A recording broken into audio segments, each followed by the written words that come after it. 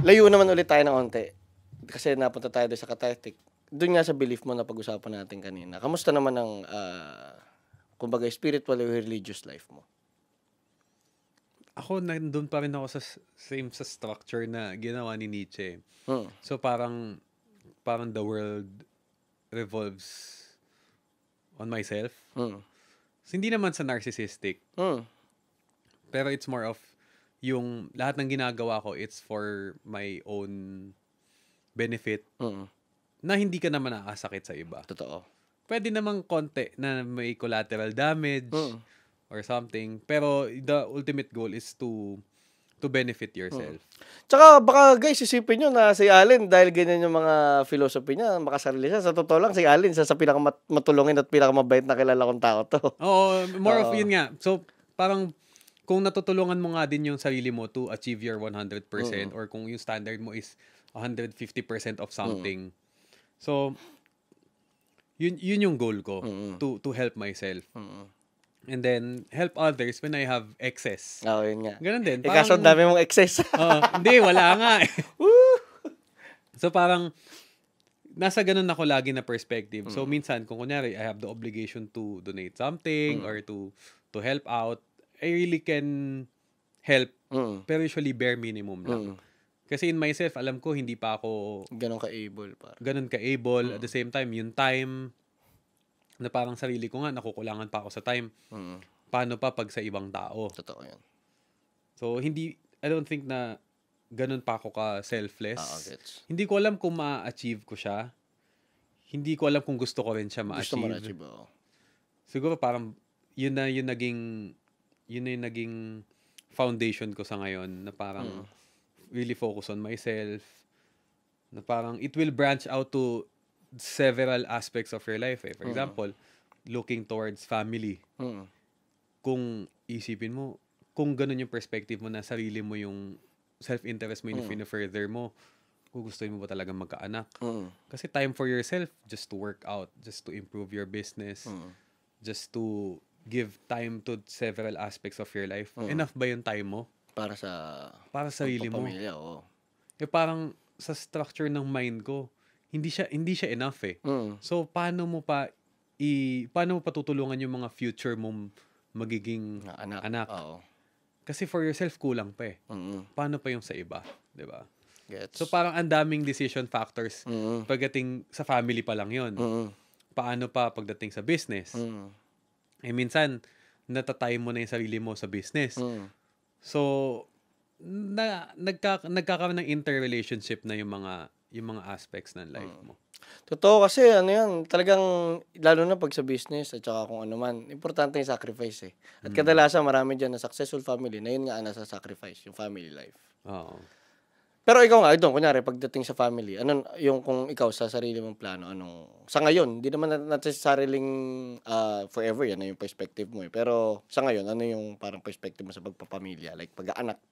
As of now, pagdating sa family, syempre, pagpa-family, it's a joint decision between you and your partner. Dapat. So far, since we started last 2017 together ni Alain, so parang aligned naman kami na, ganun, parang, how can you give time, attention, dun sa other person na bubuhayin mo in the future, kung sa sarili mo, tingin mo, hindi pa enough. Kasi some other people, for example, yung mga tita, usual gatherings, na parang, mag-anak na kayo, sayang naman. Habang bata kayo, masulit nyo na lumalaki na yung mga bata, kasabay nyo. Kasabay ng business nyo, kasabay nyo sa pagtanda. Na parang, pwede naman i-delay. Pwede namang hindi. Di ba? So, it really depends on you eh. Sa amin naman, parang, when we really have excess time, excess energy, excess money, dun lang kami siguro magde-decide. Pero as of now, kung mag-stop man sa amin yung lahi mo. Yung lahi namin, why not? 'Di ba? Kasi kung i-extend man namin 'yan tapos hindi naman kami happy. Hindi naman kasi namin as of now nakikita yung fulfillment na as long as happy yung magiging offsprings namin. Masaya happy na rin kami, hindi ko pa rin nakikita 'yon. Pero sabi naman nga nila, pag nandun ka na lang daw, doon mo na magigets yung mga ganung bagay. Pero ako, ayoko eh. Kasi as structured as I am, hindi ko ma-imagine yung sarili ko na May oras Parang ka let's pa. face it na lang kung bahala na, 'di ba?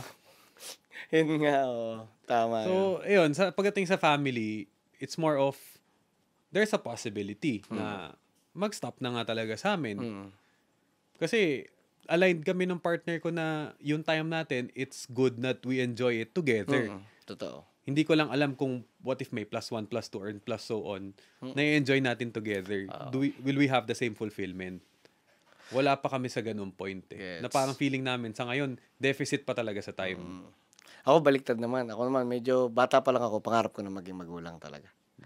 Na parang, sa akin naman kasi, syempre sa akin lang to, hindi naman na parang, na ano ko nga rin, na parang the greatest, parang malalaman mo lang yung tunay na responsibility once na hindi na yung sarili mo na lang yung priority mo. So parang gusto ko lang yung beauty no, na para bang gusto ko yung may tao na kung ano yung magiging character niya, napakalaki lang yung factor kung bakit ako. Na kunyari, paano ako maging tatay, paano ako maging ganyan. So parang dati pa lang pangarap ko talaga yun. Pero it doesn't mean na it's the better choice. Kasi kanya-kanya lang talaga ako. Kasi nga, uuwi at uuwi kung ano yung fulfillment mo sa buhay. Parang yung fulfillment for you is yung parang nurturing this siguro, offspring of you. Parang ganun. para bang gusto kong, like, yun lang, yung para bang may nag-exist na tao na dahil sa akin at the same time, minahal ko to ng sobrang unconditional na para bang ganun. Pero yun din, ako naman, darating ako, doon naman tayo aligned na gusto ko rin kung mangyayari yun, mga 35, 38 na ako ikakasal kasi ang dami ko pa rin pangarap, ang dami ko pang gusto at alam ko rin yung reality na yun na hindi pwede kung sa ngayon, sa dami kong ginagawa. Tapos magpapamilya ka, hindi ubra. Kasi it worked for their generation eh. Oo, hindi tsaka malayo yung habang generation. ina-achieve mo yung goals mo, habang ina-achieve mo yung dreams mo, okay lang kasabay mo lumalaki yung bata. Hindi ko alam kung will we actually feel that fulfillment kung gagawin din natin yun eh. Totoo. Pero sa akin, nakita ko naman kay Pope, yung isa kong best friend, yung partner ko sa High Garden. Siya naman, ganun. Like, sobrang saya niya nung nag-anak siya. Tapos, at the same time, bawat nadadagdagan yung anak niya, payaman din siya ng payaman. Yun ang maganda. More inspiration eh. Pero ano naman nga yun. So, ayun, balik naman tayo sa yung kanina na sa religion.